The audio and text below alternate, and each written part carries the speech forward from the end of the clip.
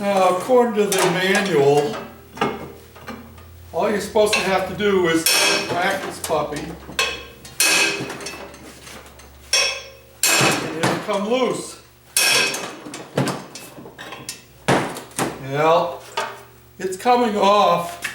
The lock washer is loose behind here, but it's not just turning off like you would think.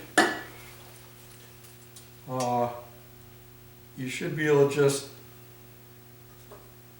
pull the thing right off once you get it loosened up. And I've put penetrating oil in it and everything else.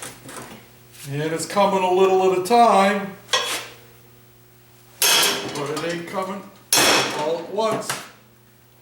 It almost acts like it's got to a point where it doesn't want to come anymore.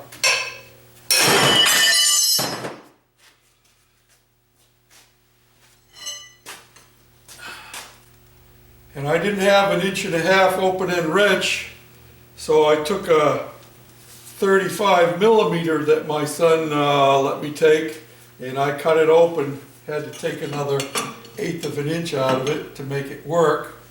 It is working, but it's a slow process. And the reason I want to get this off is so I can take this cover off and finish cleaning it out.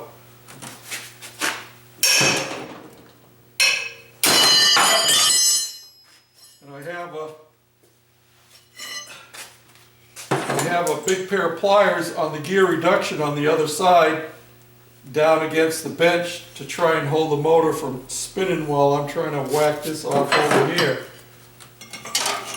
It's coming, slow but sure.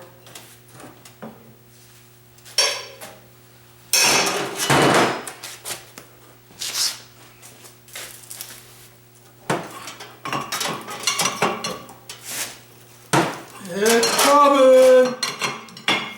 It's coming!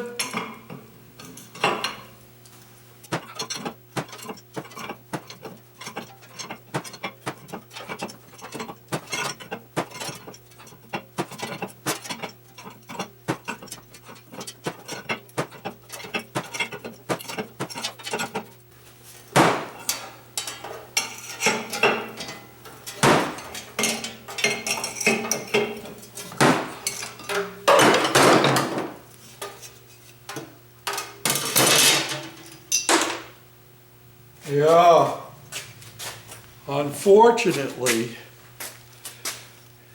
I don't know if you can see, I can't tell looking in here.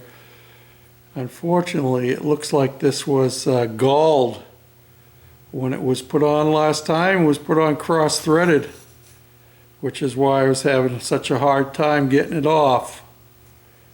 Hopefully, it'll go back on and stay on. Onward and upward. Now to get this flywheel off, the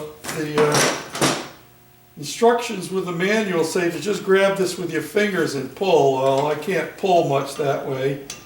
And when you pull, then you got to smack this. I don't have a Babbitt hammer is what I need. But I used that, and I hit it a couple of times, and it did break it loose. And now it's going to come off. It's a tapered shaft in here. Yeah.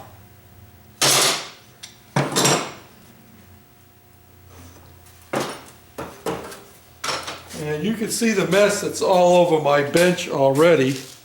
Let me drag you in here closer.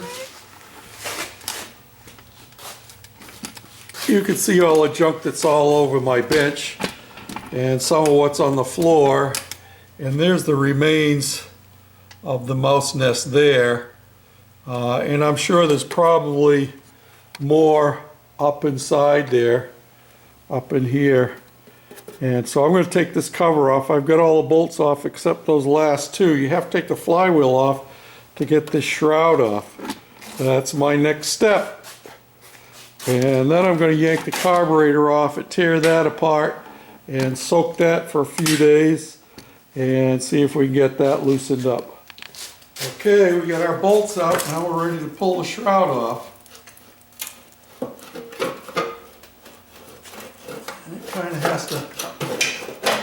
pulled off because the backside bends around the cylinder, and actually there's not too much more up in there. So it appears that most of the junk was down in here. And yeah.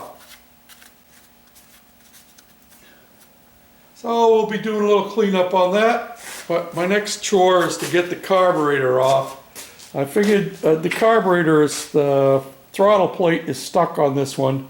So I figured the best thing to do is just take it apart and clean it, soak it, get it right.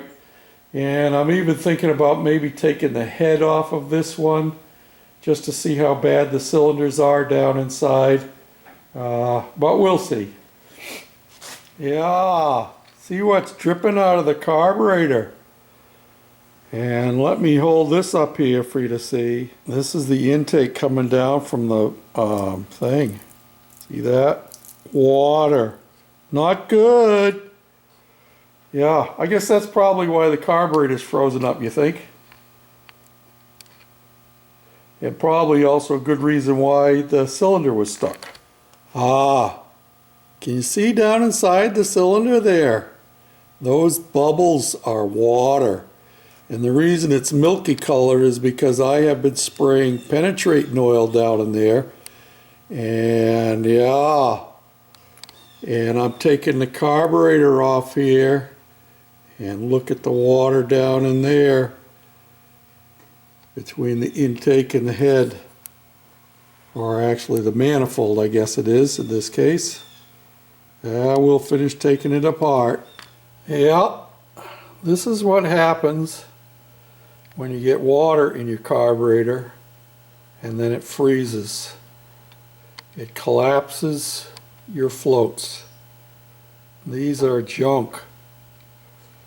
And not only that, it puts lots of corrosion in the bottom of your float bowl and just generally makes a mess of things. Yeah, well, I guess we'll keep on pulling it apart, clean the things. I'll have to see if they even have floats available for these carburetors anymore. I have no idea. Onward and upward.